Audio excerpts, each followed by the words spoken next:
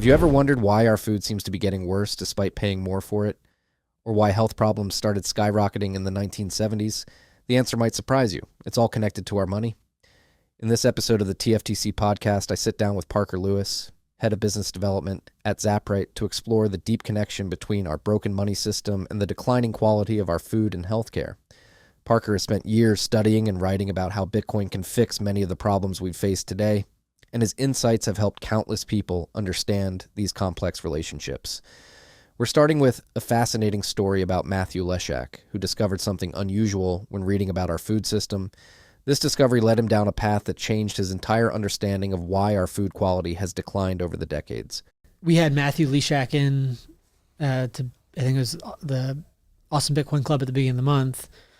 And, he's almost someone that came from it, not directly from the Bitcoin side, but more from the food side, and had talked about how he read the fiat standard right here.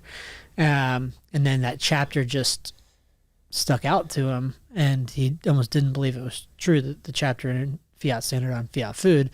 So then he started doing research, and now he's become this, I don't want to say great advocate, but it's just this champion who's connected it to the money system, who's figured that out. It's like, okay, it's not just that the food's broken, it's that the incentives are tied back actually to the money system. What Matthew discovered is a direct link between our money system and food quality that most people never see. When he read the chapter on fiat food in the fiat standard, he couldn't believe it at first, but as he dug deeper, the connection became undeniable. This isn't just about inflation making food more expensive, it's about how our entire monetary system creates incentives for lower quality food production. When money constantly loses value, food producers are forced to cut corners, use cheaper ingredients, and compromise quality just to stay in business. Think about that. The very money we use is quietly pushing our food system toward lower quality, regardless of how much we're willing to pay for better options. This discovery was so profound that Matthew became a champion for helping others understand this connection. The real shock isn't just that our food is getting worse, it's that our monetary system is designed in a way that makes this decline almost inevitable. When you understand this, you start to see why simply paying more for food isn't solving the problem, and why farmers who want to maintain quality are fighting an uphill battle against the very nature of our money system itself. Next, Parker explains why this isn't just about food. It's affecting our entire healthcare system. If you don't fix the money, then you're not going to fix the derivative or higher level problem that exists, not exclusively, but in large part because of the economic incentives.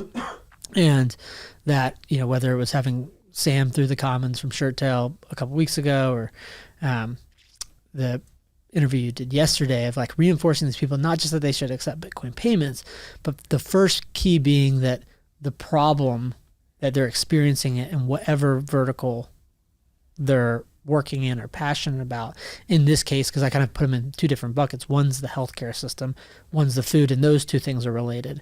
But if they're trying to solve a problem, whether it's related to Sam having a more direct consumer model on the food side, or someone who's looking at the healthcare space and looking at trying to make America healthy again, if they're not identifying that the money is a big part of the problem, then they're never actually going to be successful in solving it. Whether we're looking at healthcare or food production, we're seeing the same pattern emerge. When Sam from Shirttail Creek Farms tries to maintain quality in his direct-to-consumer model, or when healthcare providers attempt to improve American health, they're all fighting against a system that's working against them. The crucial insight here is that these aren't separate problems. They're all symptoms of the same monetary disease. It's like trying to bail water out of a sinking boat without fixing the hole. Unless you address the money problem first, any solution will be temporary at best. This is why Bitcoin isn't just about investing or storing value. It's about fixing the fundamental incentive structure that's causing these problems in the first place. What makes this revelation so powerful is that it shows us why so many well-intentioned solutions have failed. When healthcare providers try to improve outcomes, or when farmers try to maintain quality standards, they're not just competing against market forces, they're fighting against a monetary system that actively works against their goals. Bitcoin offers a way to realign these incentives, creating a foundation where quality and health can actually be prioritized without being undermined by the constant debasement of our money. The day before this conversation, Parker and I spoke with Courtney, a nutritionist who made a fascinating discovery about what changed in the 1970s. Yeah, I mean, I'm pretty confident that Courtney had an unlock yesterday during our conversation, particularly pointing to fiat food and describing, similarly, but going into more depth than what you just did with Matthew.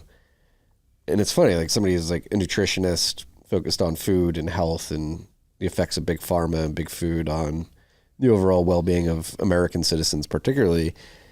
She had no idea the connection, because it was funny. The reason I brought it up, 'cause she brought up 1970s, like something happened in the 1970s, and you look at diabetes rates, obesity rates, heart disease rates from 1970. The 1970s marked a critical turning point in our health as a nation. When Courtney, a nutrition expert, noticed the dramatic spike in diabetes, obesity, and heart disease rates starting in the 1970s, she was seeing the effects of a monetary shift that changed everything.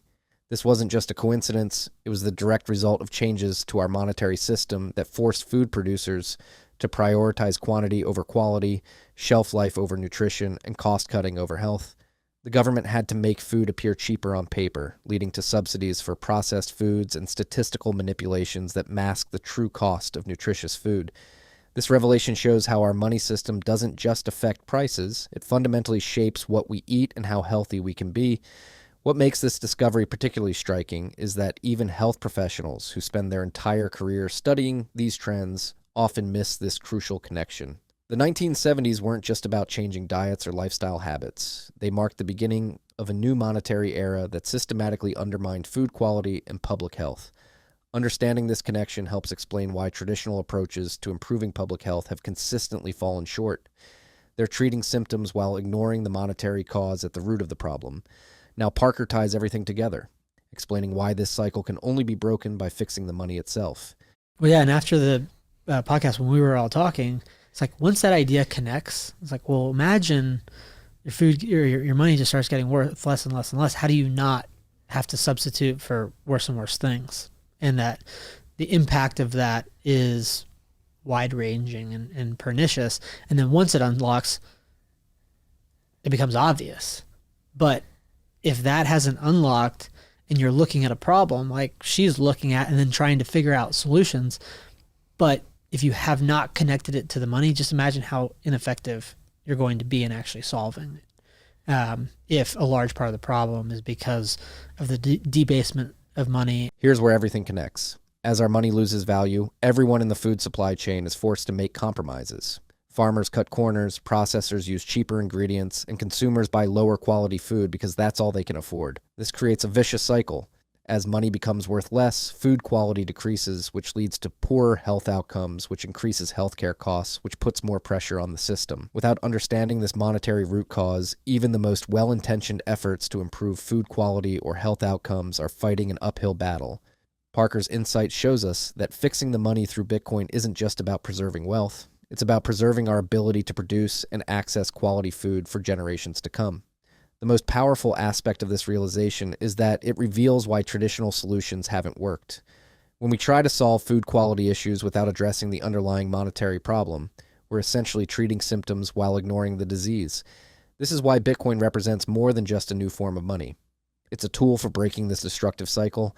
By providing a money that maintains its value over time, Bitcoin creates the possibility for a food system where quality can be prioritized and maintained, where producers don't have to constantly compromise their standards just to stay in business, and where consumers can actually afford to make healthier choices. Can monetary systems function without the ability to manipulate markets, or are we destined to repeat these cycles of intervention and crisis? Let me know what you think in the comments below. I read every single one. And if you found our deep dive into food and money enlightening, you'll want to watch our video on why Bitcoin holders might be hurting adoption. We explore how commerce and saving work together to create real value in the Bitcoin network. Click the video on your screen now. Stay humble, stack sats,